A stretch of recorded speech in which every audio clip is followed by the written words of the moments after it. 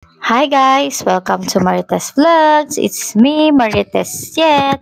So for today's video, for today's vlog ay mag-update lang si Marites Yet sa akin third trimester ng aking pagbubuntis. So huling mga check-up na ng aking pagbubuntis mga Marites ay malapit na lumabas si Sky. So ito yung mukha ko.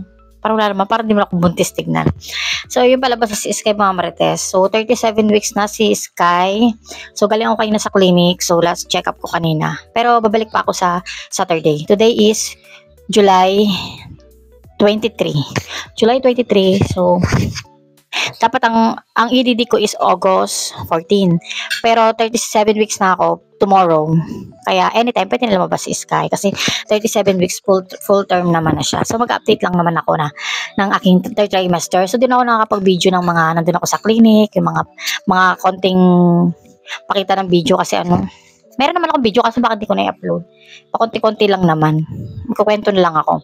So, ayun nga, mabilis ang kwento lang naman. So, third trimester na aking pagbubuntis, 37 weeks na si Sky, malapit na siya lumabas.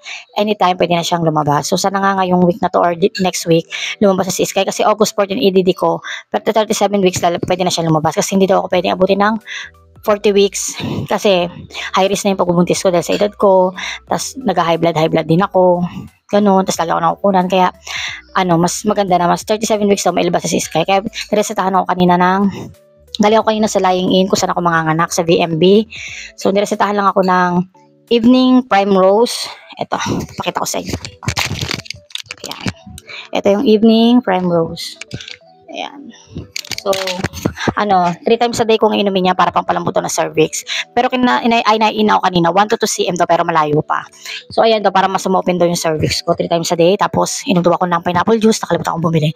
Tapos, mag-take daw ako ng luya, pinakulong luya, 3 times a day. Para mas mabilis ako mag-labor. Mas maganda daw yung para mag-labor daw agad. Para this week, mailabas ko si Sky or next week para hindi na siya umabot ng 38 weeks. Pero pinakamagandang 38 weeks lang, kailangan mailabas ko na siya. Tapos binigyan lang ako din ng another pinatanggal na sa akin yung multivitamins kasi malaki na si Sky. Pinag-ultrasound din pala ako kanina. So, nasa 3 kilos na siya. Tinanggalan na ako ng multivitamins last week pa. So, ang vitamins ko na lang calcium, persulfate, 2 times a day ang persulfate kasi mababa daw yung dugo. Kulang daw ako sa dugo. Yun. So, kaya kailangan madagdagan yung dugo. Kaya 2 times a day yung ferrous sulfate ko. Tapos, binigyan din ako ng malunggay para pampagatas naman daw yun. Para binibigay pala yung pag mga 37 weeks, 36 weeks para bago mga nakikis magatas na. Kasi magpapa-breastfeed ako. Wait lang, sakta ng kamay ko.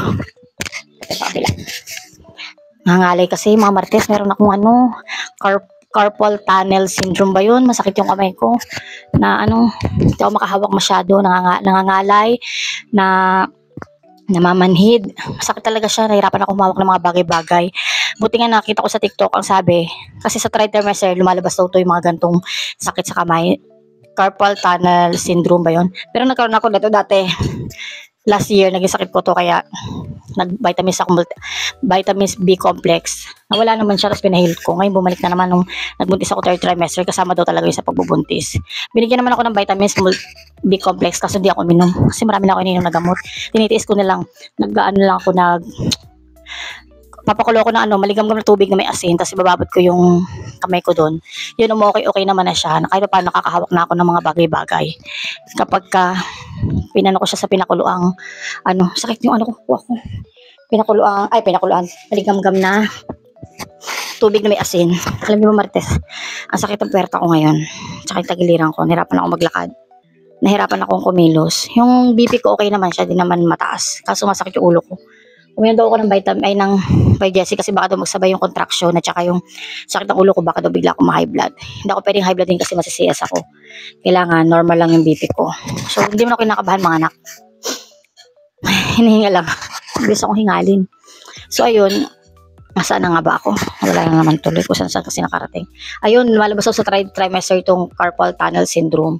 Sana nga mawala na ito bago ako mga anak kasi nahirapan ako, baka hindi ko malagaan si Sky na maayos. Kasi pag masakit, hindi ako makakarga. Nahibsan lang yung sakit niya kapag yun nga yung nag-ano ako na maligam-gam na tubig. So balik tayo dun sa yun yung binigyan ako ng gamot, even prime rose. Kaya sana this week mag-labor na ako, di ba? Malapit na labas si Sky, konting tiis na lang. At yung ultrasound ko naman kanina is okay naman. Si Pali, wala naman problema, normal naman lahat. So anytime daw pwede naman akong mag-labor, mga anak, kasi, yung placenta ko is grade 3 na daw yung grade 3. Malaki na. Hello, tapos na siya kumain. So, ayun. Kaya nag-ano lang naman ako, update lang naman ako ng aking third trimester. Bago ako mga anak, may video naman ako ng third trimester ko. Susunod nito is yung yung pag-labor ko na. So, mag-video ako pagka nag-labor na ako. Sana magkaroon ng time mag-video. Kayanin pa ng katawan. So, ayun mga Marites. Ano pa bang pwede kong sabihin? So, wala na, yun lang naman yun. So, ayun na nga. Thank you for watching. Wala na pala, yun lang pala yung sabihin ko. So, yung mga Marites, update ko lang naman kayo sa aking third trimester. Thank you for watching. Sa naging sa panonood. Sa aking vlog na walang kwenta. Joke. Kwenta to, syempre kay Sky to eh. So, ayan. So, sakit na siya talaga. Sakit na ng puwerta ko. Pero inaiiyak ko kanina, malayo pa nga. Ay, hindi naman malayo, pero hindi pa masyadong gulo, no? Gulo talaga. So, ayun, bye-bye na. Thank you for watching. Sa naging sa panonood. Bye!